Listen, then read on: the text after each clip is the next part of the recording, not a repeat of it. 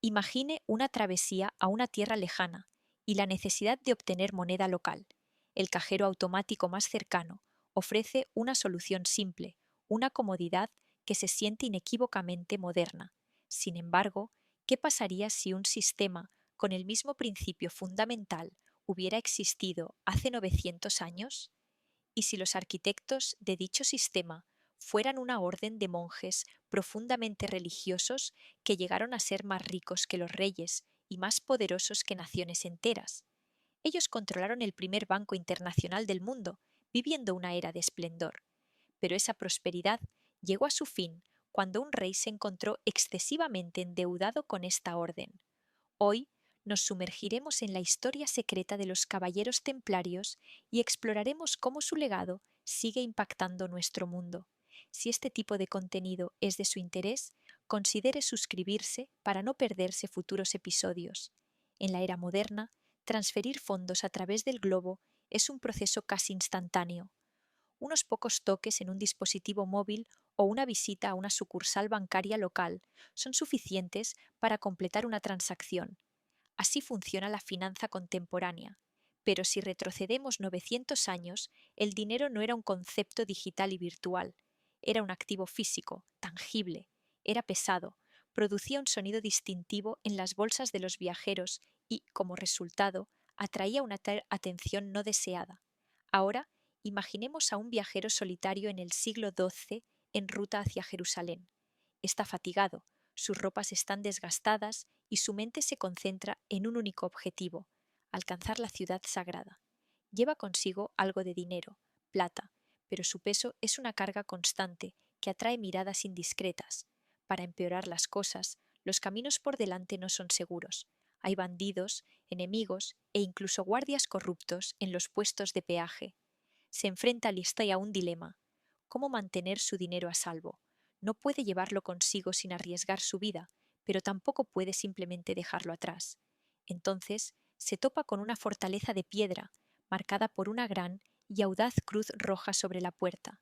Se da cuenta de que ha llegado a una encomienda de los caballeros templarios. Una vez que entrega su oro o plata al clérigo templario, no se hacen preguntas. A cambio, recibe un trozo de pergamino sellado, con símbolos extraños en una esquina.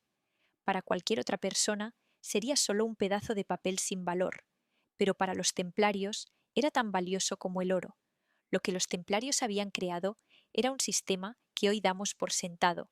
En esencia, establecieron el primer cajero automático de la historia, aunque el cajero automático tal como lo conocemos no se inventó hasta el siglo XX. Mucho antes de que existieran los bancos modernos, los templarios descubrieron un método para lograr algo muy similar. El sistema funcionaba de la siguiente manera: un viajero o peregrino podía depositar su plata en una de las fortalezas templarias y, con el pergamino que había recibido, dirigirse a otra fortaleza a lo largo de su ruta. Esto significaba que no tenía que transportar físicamente su riqueza. Se le aseguraba que podía retirar la cantidad exacta que había depositado en la primera sucursal en la segunda, cuando le fuera conveniente. Era seguro, protegido y práctico. Los peregrinos reanudaban su viaje llevando solo un frágil trozo de pergamino que para el resto del mundo carecía de valor. Mientras esto ocurría, un evento de proporciones masivas se desarrollaba en paralelo. Los ejércitos cruzados marchaban en pleno apogeo. Los cruzados eran guerreros cristianos medievales que lucharon en una serie de guerras religiosas para recuperar la Tierra Santa. El siglo XII fue una época de intenso conflicto y esa tierra estaba bajo asedio. Jerusalén no era una ciudad cualquiera, era el corazón del cristianismo, el lugar donde Jesucristo había caminado y hablado. Para los cristianos era el centro del mundo, el lugar donde yacía su tumba. Pero durante siglos los peregrinos se enfrentaron a crecientes amenazas a medida que fuerzas como los turcos selyúcidas invadían la región. A medida que las cruzadas avanzaban, la recuperación de Jerusalén se convirtió en un objetivo primordial. Decenas de miles de europeos, incluyendo nobles, mercaderes, mercenarios e incluso reyes, se dirigían hacia allí. En 1099, después de un brutal asedio, tomaron Jerusalén, dando origen a un reino cristiano latino en el corazón de Oriente Medio. Sin embargo, en los alrededores de Tierra Santa, los peligros eran constantes.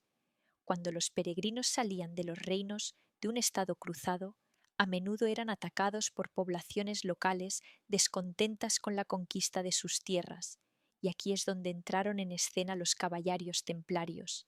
Su propósito era la protección. Los templarios defendieron a los peregrinos y a Tierra Santa armándose. Comenzaron con espadas y escudos, pero con el tiempo su poder y reputación crecieron hasta significar algo más. Los peregrinos confiaban en ellos no solo para su seguridad, sino también para la de su dinero.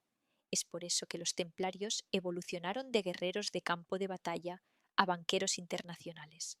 Por supuesto, no se llamaban a sí mismos banqueros, ni consideraban que lo que hacían fuera banca, pero eso es exactamente lo que era. Para 1150, los templarios habían comenzado a emitir lo que ahora llamamos cartas de crédito. Como se mencionó, se podía depositar plata en una de sus fortalezas y, semanas después, recoger la misma cantidad en Jerusalén, sin las pesadas bolsas y el riesgo de robo. Solo se necesitaba ese único trozo de pergamino con mensajes codificados, que era aceptado en toda su red. Esta práctica única cambiaría las finanzas para siempre, permitiendo que incluso el peregrino más pobre pudiera llegar a Tierra Santa sin dinero en mano y sin ser asaltado en el camino. Los templarios se volvieron extraordinariamente prominentes. Tenían sedes en ambos extremos del Mediterráneo y enormes complejos en París y Londres. Literalmente, dirigieron lo que muchos historiadores llaman el primer sistema bancario internacional. Pero las cruzadas no eran baratas. Los ejércitos y los caballos debían ser alimentados, las fortalezas debían ser construidas, y todo eso costaba una inmensa cantidad de dinero. A medida que las cruzadas continuaban, incluso los reyes comenzaron a quedarse sin oro. En la batalla de Jarim en 1164, solo 7 de los 67 templarios sobrevivieron. Más tarde, en 1244, de 300 caballeros, solo 33 regresaron con vida. Reemplazar a un solo caballero era costoso, considerando armadura, armas, caballos y provisiones. Reemplazarlos a gran escala consumía casi una novena parte de los ingresos anuales de Francia. Fue entonces cuando los templarios vieron otra oportunidad. Ya no solo protegían peregrinos, estaban financiando cruzadas. Peregrinos, nobles e incluso monarcas comenzaron a acudir a ellos no por salvación o protección, sino por dinero en efectivo. Pero, ¿quiénes eran realmente estas personas? Los caballeros templarios comenzaron como monjes guerreros, hicieron votos de pobreza, viviendo con casi nada. No tenían riquezas, ni castillos, ni siquiera caballos propios. Pasaron de votos sagrados a la gloria en el campo de batalla, y finalmente grabaron su nombre profundamente en la historia europea. Fundados a principios del siglo XII, fueron creados para defender la fe cristiana y proteger a los peregrinos en los volátiles caminos alrededor de Jerusalén. Este era su propósito inicial, pero a medida que las victorias se acumulaban y las donaciones llegaban, su influencia comenzó a cambiar. Cuanto más protegían a la gente, más fama obtenían, y con más fama llegaba más confianza, y con esa confianza su fortuna comenzó a crecer. Pronto se encontraron gestionando activos, emitiendo cartas de crédito y guardando silenciosamente uno de los sistemas financieros más sofisticados que la Europa medieval había visto jamás. Con el tiempo, su imperio creció. Los caballeros templarios medieval de un banco moderno. Y esto no fue solo un acto piadoso de caridad. Eventualmente se convirtió en un servicio con tarifa. Ejercieron una enorme moderación en el gasto de la riqueza que acumulaban. Las siglos de control cristiano y marcando el golpe final en un largo declive. De repente, la razón misma de la existencia de los templarios, pero no a ningún rey. Algunos incluso temían que fueran un estado dentro de un estado, intocables, autónomos y armados. Para un rey como Felipe IV, que ya se ahogaba en deudas, esto era inaceptable. Para él, ya no eran guerreros santos, eran simplemente ricos e independientes, y a sus ojos se interponían peligrosamente en su camino. Pero esa no era la única razón. A medida que sus guerras con Inglaterra y Flandes agotaban el tesoro de Francia, el oro de los templarios se volvió demasiado tentador para ignorarlo. Naturalmente, Felipe IV tuvo que encontrar una manera de apoderarse de él. Felipe sabía que no podía destruir a los templarios con la espada. Eran demasiado poderosos. Tenía que romper su reputación, su aura de santidad y confianza construida durante años. Su primer movimiento fue en 1305, cuando se aseguró de que su hombre, Clemente V, se convirtiera en papa. Este se convertiría en un papa francés que haría lo que se le pidiera.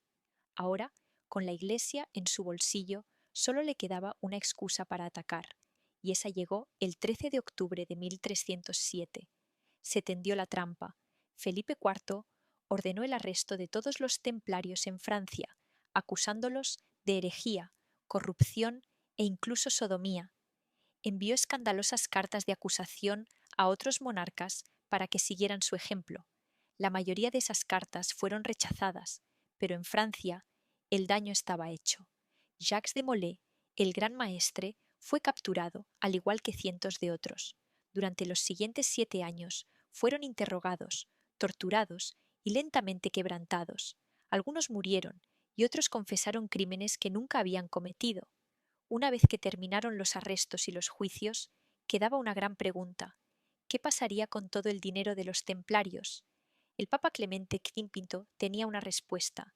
En 1312 emitió una bula papal llamada Ad Providam, un memorando legal del Vaticano que declaraba el fin de los templarios e instruía que su riqueza debía ser transferida prosbat a los caballeros hospitalarios, cuya misión era cuidar a los peregrinos enfermos y pobres. En el papel sonaba justo, pero la realidad fue muy diferente. En Francia, el rey Felipe no entregó el dinero. Se quedó con la mayor parte de las tierras templarias para sí mismo, y sus herederos las conservaron durante 500 años. Inglaterra siguió el ejemplo. Las tierras no fueron a los hospitalarios, sino que se dividieron entre la corona y las familias nobles. Esta versión de la historia se desarrolló hasta 1338. En muchas partes de Europa, la transferencia nunca ocurrió.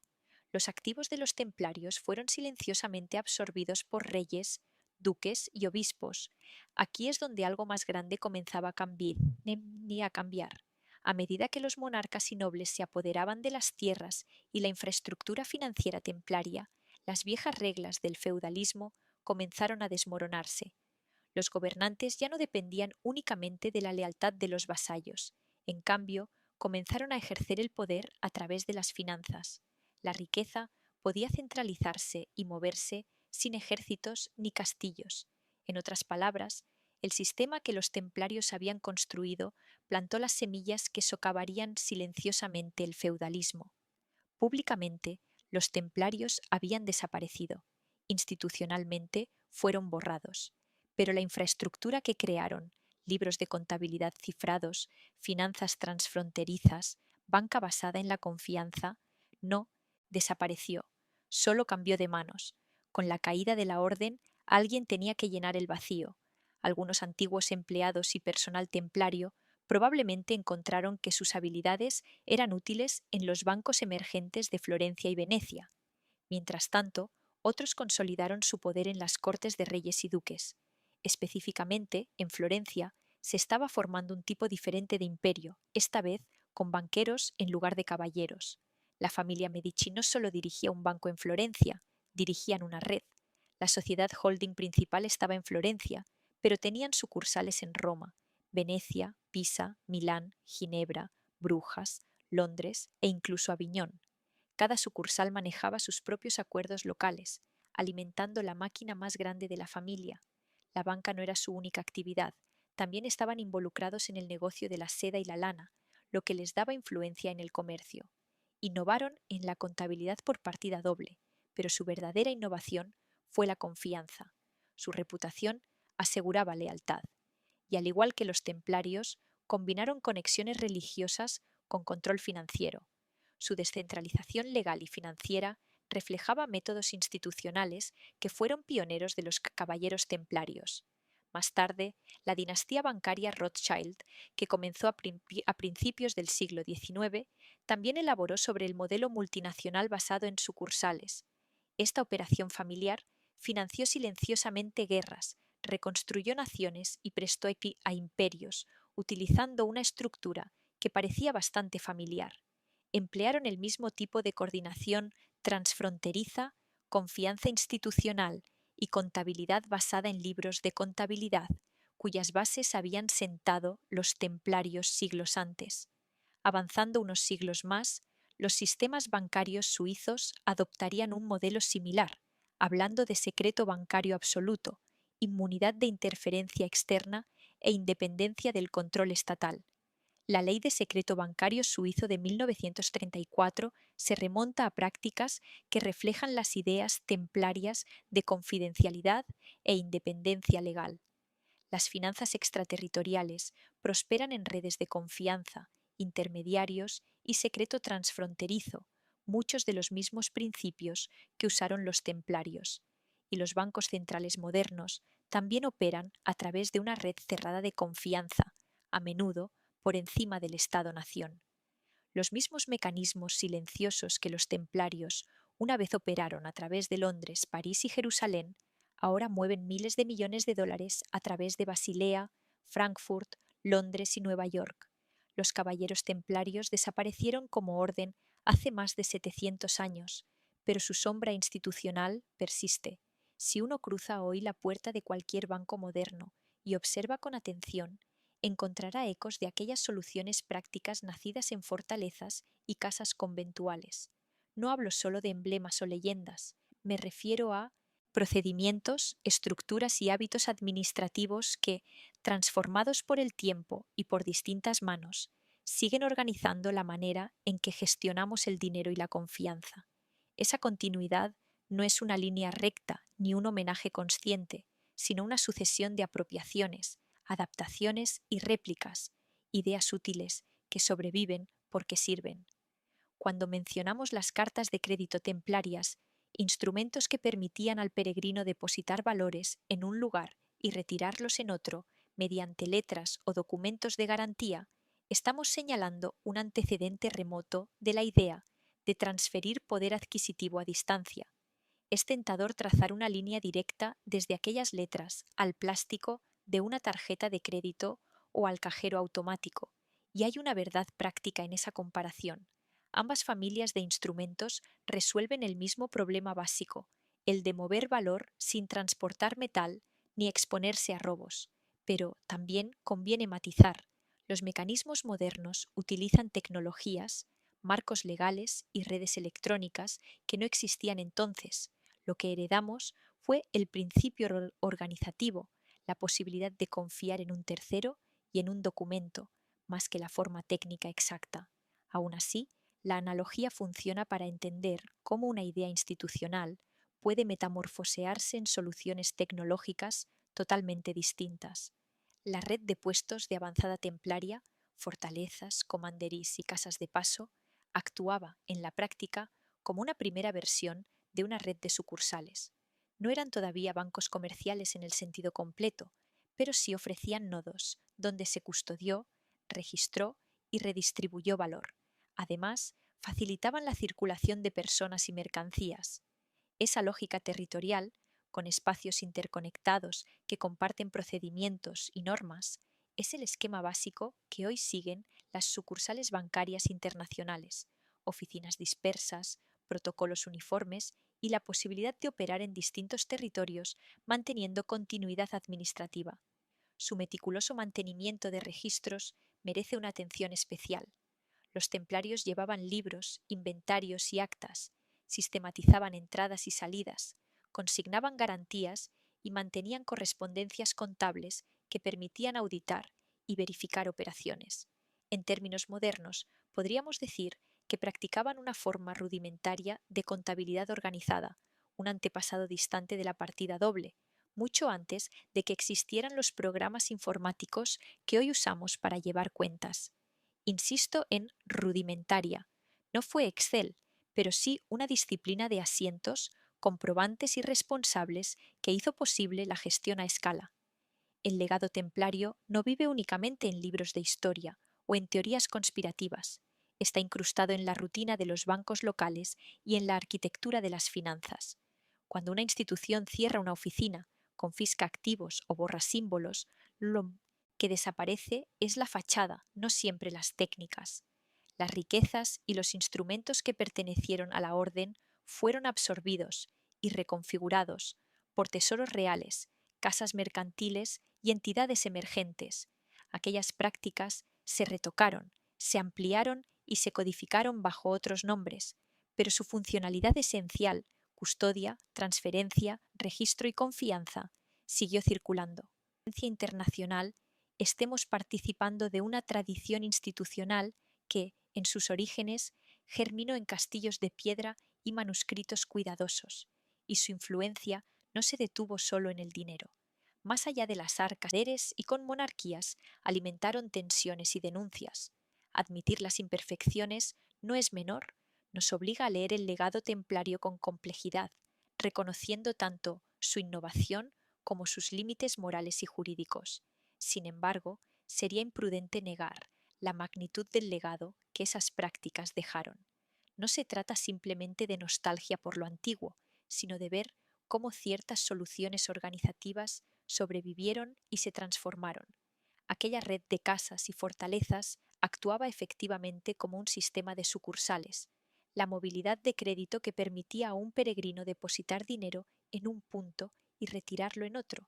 Recuerda a instrumentos primitivos de transferencia y la protección frente a interferencias locales, garantías, privilegios legales, inmunidades concedidas por la Iglesia o por acuerdos políticos.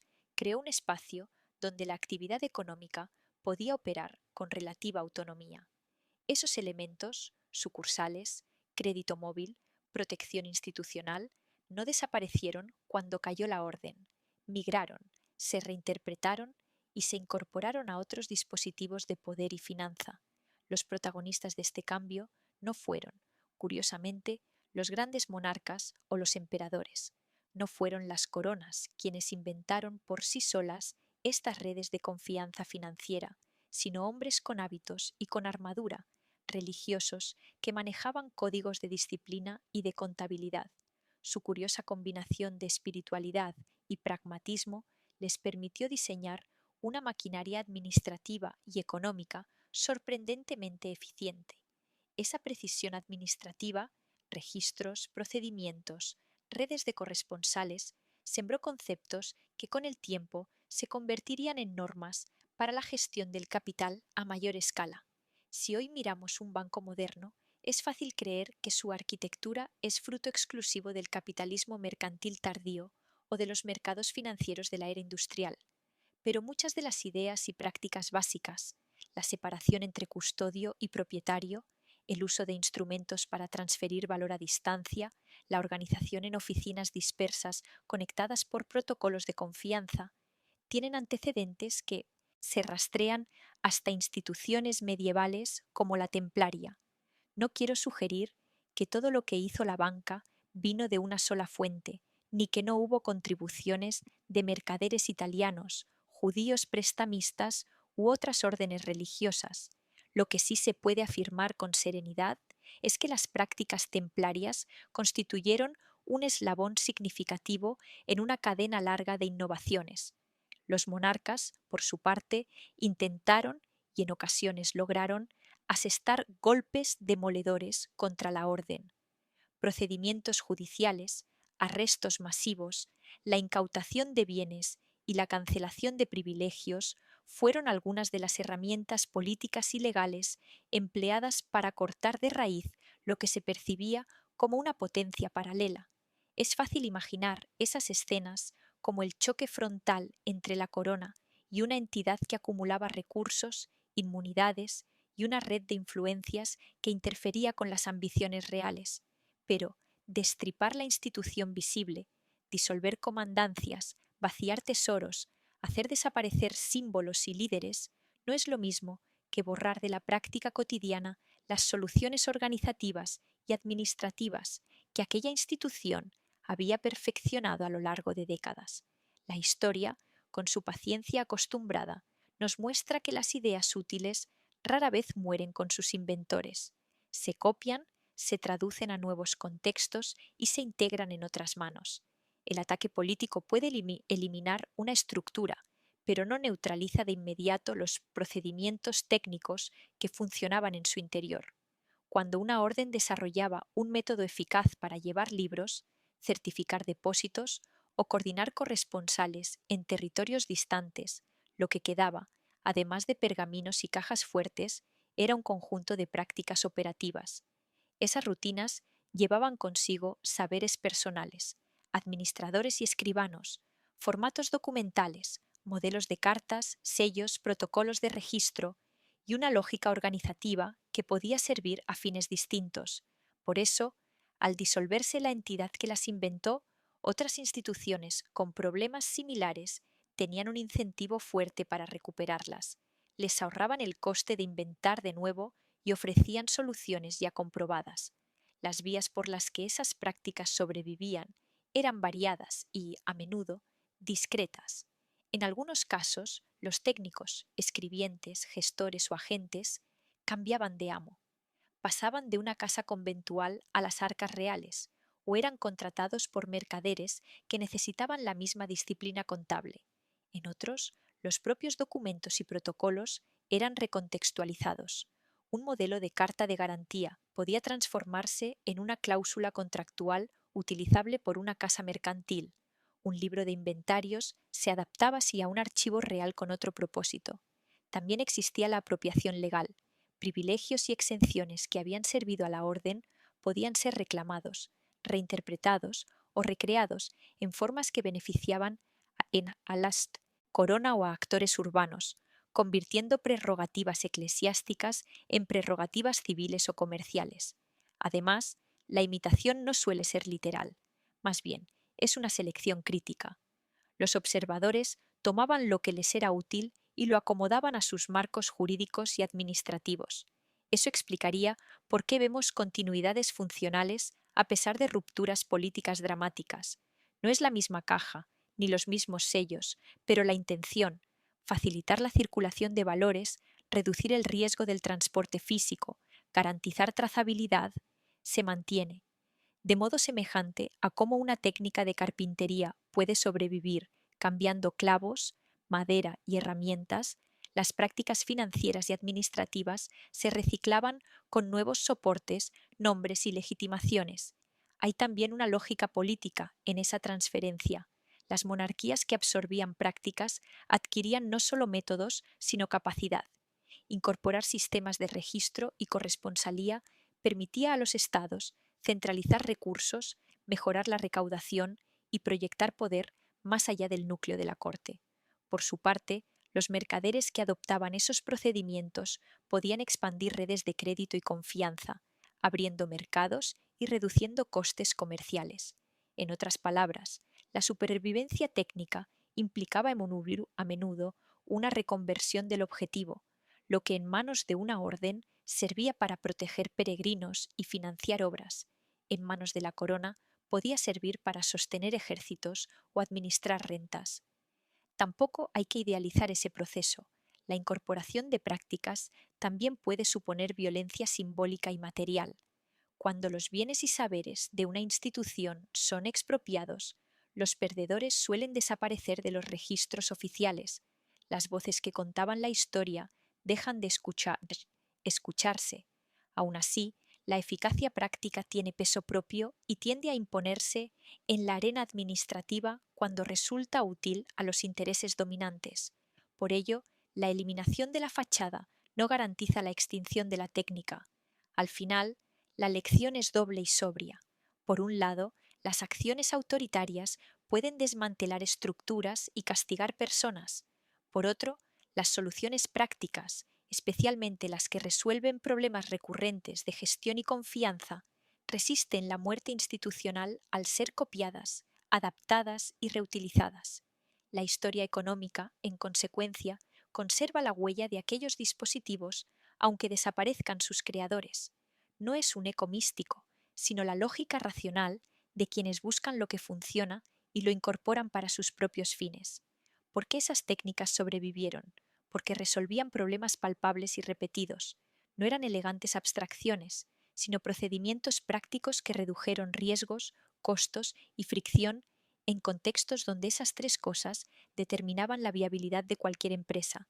Cuando una organización desarrolla reglas claras para custodiar bienes, mecanismos para transferir recursos a distancia y sistemas fiables de registro, deja algo más que un manual operativo, deja una huella funcional, un conjunto de rutinas reconocibles que otras instituciones pueden observar, valorar y, si les conviene, reproducir.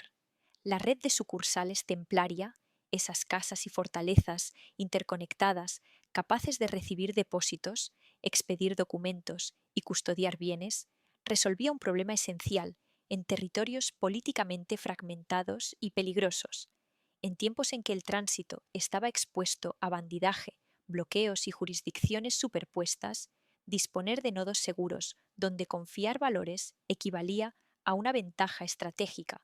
Por eso, la solución no permaneció confinada a los muros de la orden, ofrecía una arquitectura operativa útil para cualquiera que tuviera que movilizar recursos sobre grandes distancias. Esa utilidad se difundió por canales muy humanos, la imitación y la adaptación. Los tesoreros reales, que necesitaban controlar rentas dispersas y proyectar poder fiscal más allá del palacio, vieron en la lógica de sucursales un modelo para recolectar y redirigir ingresos. Los mercaderes, que comerciaban en ferias y puertos lejanos, conservaron y ampliaron redes de corresponsalía para poder cobrar y pagar sin transportar metal, y los banqueros incipientes incorporaron procedimientos de custodia y documentación que minimizaban el riesgo operativo. No se trató de una copia literal. Eso incentivaba a más actores a adherirse, haciendo la red más valiosa en un círculo virtuoso. Segundo, economías de escala en la administración. Uniformizar procedimientos entre nodos reducía errores, en lugar de depender del traslado físico de monedas, riesgoso, lento y costoso. Se empezó a confiar en documentos que representaban promesas de pago. Ese principio, un papel o una firma que vale por dinero, donde y cuando haga falta, liberó al comerciante y al viajero de la necesidad de transportar lingotes o sacos de moneda por rutas plagadas de bandidos, naufragios y peajes. Pensemos en la imagen: un mercader que, en lugar de cargar con plata hasta la próxima feria, entrega un documento en su ciudad, viaja con menos peso y recoge la contrapartida en el puerto de destino. Esa simple invención práctica reducía exponencialmente el riesgo material y, con ello, los costes que limitaban el volumen y la velocidad del comercio. Por eso, las letras de cambio, las órdenes de pago y otros títulos no fueron meras formalidades, eran herramientas estratégicas que reorganizaban la lógica del intercambio. Permitían que los recursos se desplazaran como información y confianza, no como bultos pesados. Al aceptar una letra o una orden, un receptor estaba asumiendo que la promesa escrita corría una cadena de responsabilidad que podía exigirse. La eficacia dependía, por tanto, de redes de corresponsalía y de reputaciones compartidas. Donde esas redes eran densas, en rutas comerciales, ferias y ciudades portuarias, el instrumento adquiría enorme valor práctico, porque cualquiera que necesitara fondos podía encontrarlos en nodos afiliados a esa red. Las ventajas económicas fueron inmediatas y múltiples. En lo más obvio, facilitaron el comercio. Productos que antes eran inviables de transportar por su bajo margen o por el riesgo, ahora podían moverse porque reducir el coste del dinero hacía rentables operaciones más numerosas y fragmentadas. En segundo lugar, se recortaron costes logísticos. No había que mantener convoyes armados ni pagar sobornos para proteger el transporte de metal. Con ello se liberaban recursos que podían destinarse a producir o a financiar nuevas expediciones. Y en tercer lugar, se abrió un espacio para la expansión económica.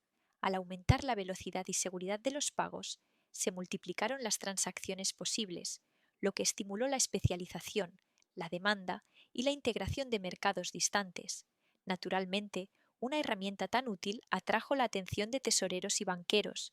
No es sorprendente que administradores reales, casas comerciales y primeras instituciones financieras observaran cómo funcionaban estas letras y comenzaran a reproducirlas y a mejorarlas. La imitación no fue pasiva.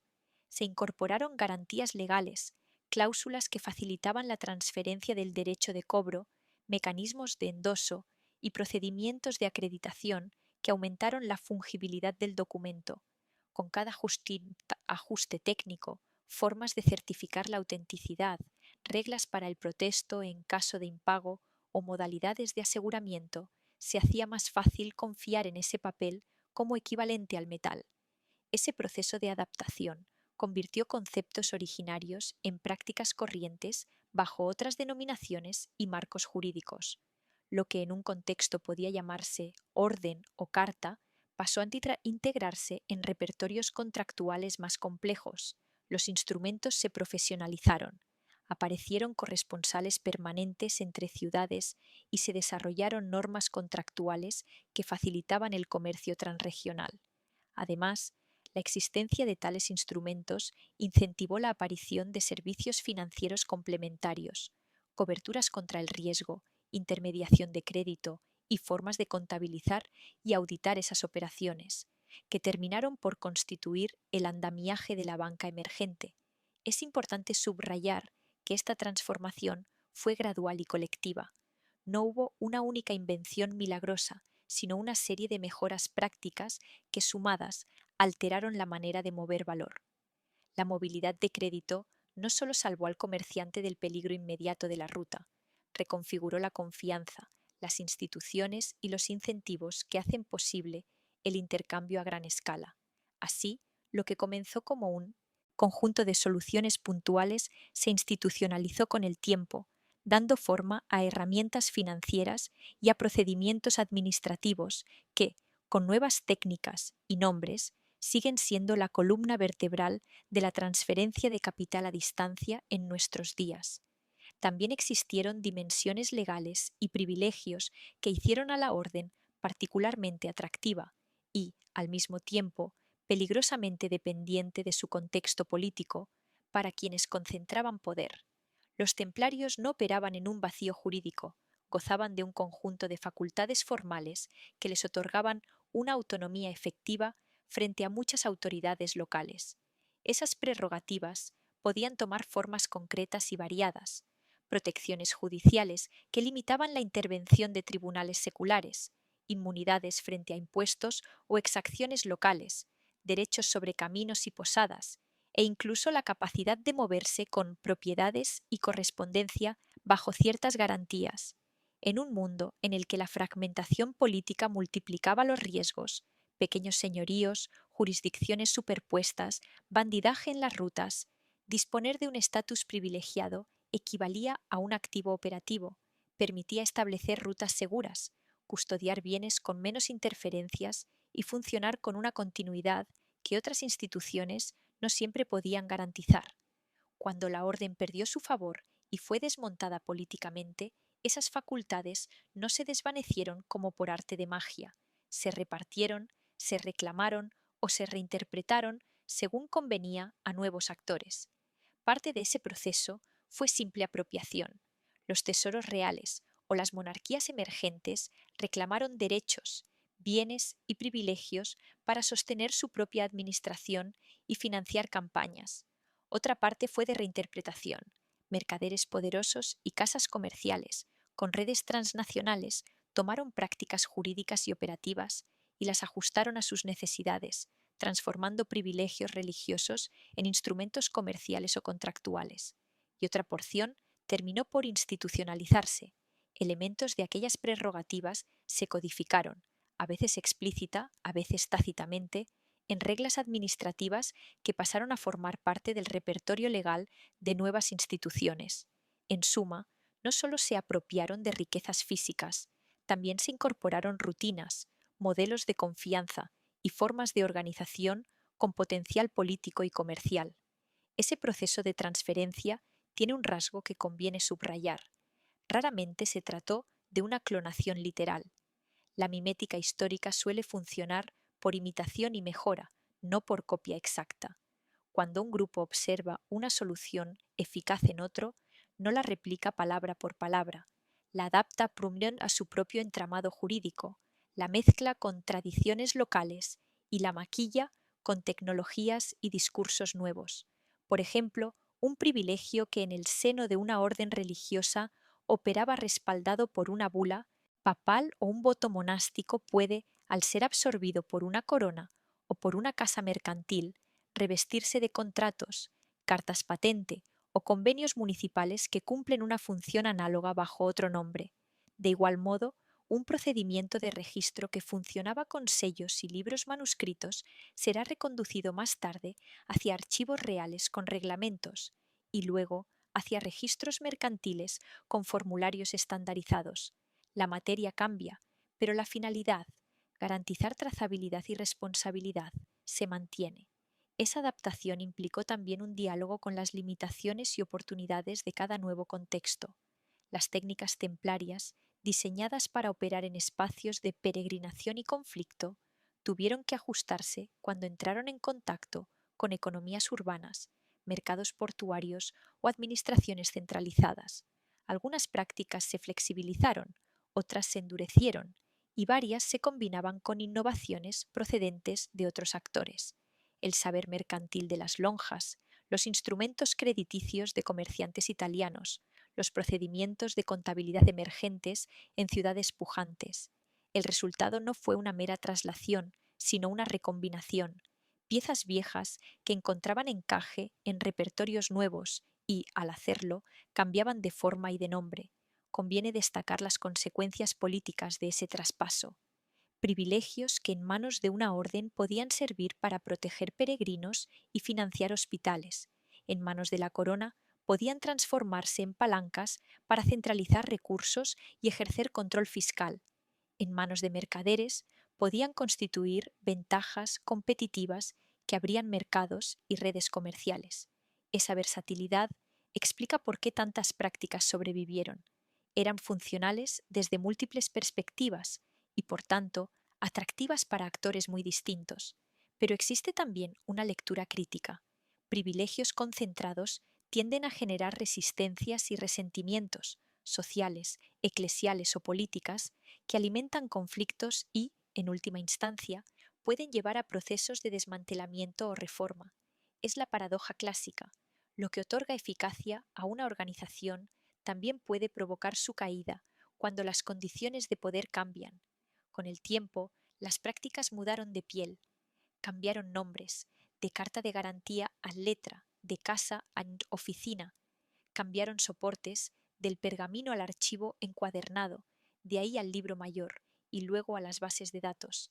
Cambiaron las garantías legales, de privilegios eclesiásticos a patentes, estatutos y marcos regulatorios estatales. Pero, en gran medida, mantuvieron la funcionalidad esencial que las hacía útiles: custodiar valor, permitir su circulación hasta con rastrear quién hizo algo primero. Interesa más entender por qué una práctica se difundió y perduró. Una técnica que subsiste lo hace porque resolvió problemas concretos de múltiples actores en contextos diversos. Esos tres requerimientos no son exclusivos de la era digital, aparecen una y otra vez en épocas donde el riesgo de asalto, la fragmentación, transfiere valor sin exponerlo. Hoy, la respuesta se apoya en protocolos criptográficos, certificaciones y bancos centrales. Ayer se apoyaba en sellos, juramentos y privilegios. Lo nuevo no borra lo antiguo, lo sustituye técnicamente, pero replica funcionalmente las soluciones conceptuales que hicieron posible la circulación segura de recursos en sociedades más fragmentadas. Ese trasvase de ideas y procedimientos a través de siglos no fue automático ni monocausal. No existió un manual templario que todo el mundo leyera y copiara literalmente. Más bien, ciertas prácticas demostraron su eficacia y fueron adoptadas, adaptadas y mezcladas con saberes locales. Un instrumento documental que permitía transferir derechos de cobro en la Edad Media fue reinterpretado por mercaderes italianos. Los tesoreros reales incorporaron técnicas de control y registro que les venían bien para administrar rentas dispersas. Las ciudades y corporaciones municipales desarrollaron sus propios protocolos para auditar cuentas. El resultado fue una red polifónica de soluciones que, superpuestas, forman parte de la arquitectura institucional que hoy consideramos básica. Pensar en esto con los pies en la tierra tiene consecuencias intelectuales y prácticas. Nos obliga a dejar de buscar orígenes únicos o héroes fundacionales y, en cambio, a valorar procesos largos de ensamblaje institucional. También nos recuerda que las innovaciones útiles tienden a sobrevivir porque resuelven problemas concretos, no porque sean doctrinas perfectas. Cuando una técnica administrativa, una práctica de registro o un instrumento de transferencia demuestra su utilidad, se copia, se transforma y se integra, incluso si la institución que la inventó desaparece o es destruida.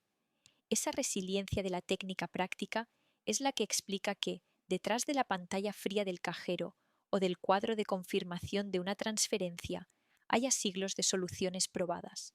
En definitiva, no es que el cajero automático sea heredero en sentido literal de una casa templaria, ni que exista una continuidad ininterrumpida, es que la problemática, custodia, transferencia, confianza, persiste y las soluciones eficaces para esa problemática han ido acumulándose, recombinándose y adaptándose a nuevas herramientas técnicas y marcos legales.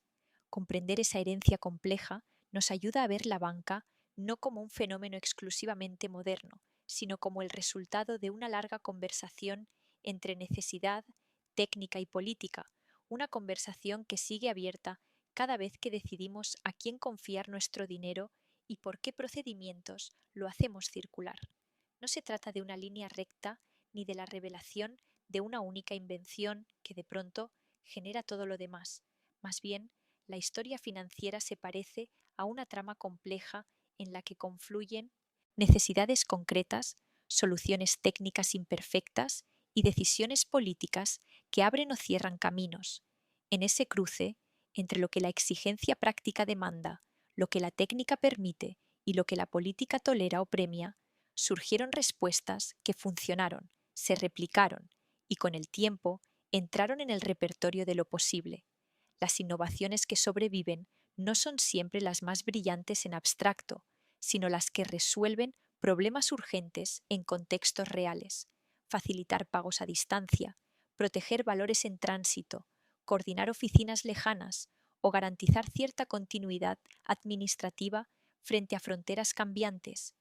Dentro de esa convergencia, los monjes guerreros aparecen en un lugar más relevante del que suelen ocupar en relatos populares y simplificados. Su condición híbrida, religiosa y militar, contemplativa y operativa, les dio recursos singulares, disciplina institucional para imponer normas internas, capacidad logística para mover personas y bienes por rutas peligrosas, y una legitimidad religiosa que facilitaba la confianza ajena. Esa combinación no es anecdótica. La disciplina posibilitó la estandarización de procedimientos. La logística permitió que esos procedimientos se aplicaran a escala territorial y la legitimidad ofrecía a terceros la seguridad suficiente para depositar esperanzas, si no oro, al menos expectativas de cumplimiento. Es decir, no fue solo la idea, sino la capacidad institucional para implementarla y sostenerla en el tiempo lo que transformó rutinas en dispositivo replicable. Esa experimentación con formatos organizativos y contables tuvo varios rasgos definitorios. Primero, la búsqueda de protocolos claros. ¿Quién responde por qué? ¿Cómo se documenta una entrega? ¿Qué garantías acompañan a una promesa? Segundo, la creación de canales de comunicación y corresponsalía que permitían reproducir decisiones a distancia. No dependían de la memoria oral, sino de registros, sellos, comprobantes y trazas escritas. Tercero, la mezcla de funciones, custodios que también litigaban, gestores que actuaban como agentes diplomáticos, casas que, además de fortaleza, eran centros de recepción y distribución.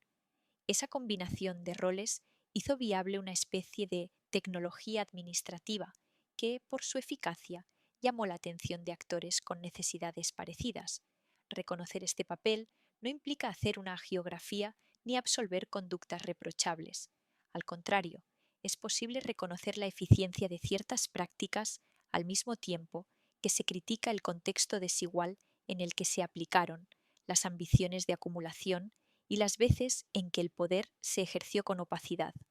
Hablar de influencia no es celebrar el origen, es analizar la dinámica por la cual las soluciones útiles se perpetúan, las instituciones desaparecen por violencia política, por crisis internas o por cambios estructurales, pero sus técnicas sobreviven cuando las imitan otros actores que ven un valor práctico en ellas. Aquí también es necesario hacer una salvedad crítica sobre la causalidad. Atribuir a los monjes guerreros la invención de la banca moderna sería una simplificación excesiva. La genealogía del sistema financiero es plural y policéntrica. Mercaderes italianos desarrollaron instrumentos mercantiles sofisticados. Prestamistas de diversas comunidades aportaron prácticas crediticias. Corporaciones municipales y otras órdenes religiosas experimentaron soluciones administrativas propias. Todos esos aportes se entretejen. Lo que resulta plausible es que las prácticas desarrolladas en claustros fortificados hayan sido un eslabón significativo en esa cadena, una pieza que se integró con otras para componer un repertorio más amplio de técnicas financieras y administrativas. El proceso por el cual estas técnicas se filtran hacia otros actores es menos misterioso de lo que parece, se copia lo que funciona, se adapta a nuevos contextos y se combina con saberes locales.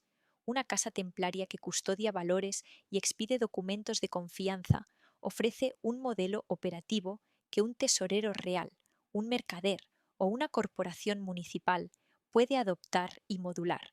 Cambia el nombre, se ajustan los privilegios legales, se introducen nuevos soportes materiales, pero la funcionalidad, garantizar confianza y facilitar circulación de valor, persiste. Con el tiempo, estas prácticas se estabilizan en nuevas redes institucionales y su origen se desvanece en la capa histórica para quedar transformadas en rutina. Pensarlo así tiene una utilidad práctica para nuestro presente. Las instituciones y los instrumentos que hoy damos por inevitables, desde la segregación entre quien custodia y quien posee, hasta los mecanismos que permiten mover dinero sin trasladar lingotes, no aparecieron ex nihilo. Son resultados de soluciones probadas, discutidas y en ocasiones disputadas a lo largo de siglos. Comprender esa genealogía no es buscar un culpable ni atribuir un mérito único, es iluminar la complejidad de una herencia técnica y política que llegó hasta nosotros hecha de capas, fusiones y adaptaciones. Por último, admitir la contribución de los monjes guerreros, junto a la de mercaderes, prestamistas y municipales, nos obliga a revisar la forma en que conceptualizamos los orígenes institucionales.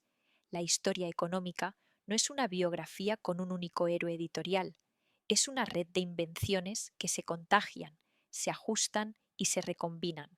Las soluciones prácticas que nacieron en espacios tan dispares como claustros fortificados o lonjas mercantiles se encontraron, se prestaron herramientas y, en esa interacción, forjaron la infraestructura institucional que hoy reconocemos como parte del mundo financiero. Reconocer esa red no reduce el mérito de nadie, pero sí nos permite entender mejor cómo las rutinas útiles se consolidan y perduran más allá de las ruinas y de los símbolos que, dramáticamente, a veces desaparecen,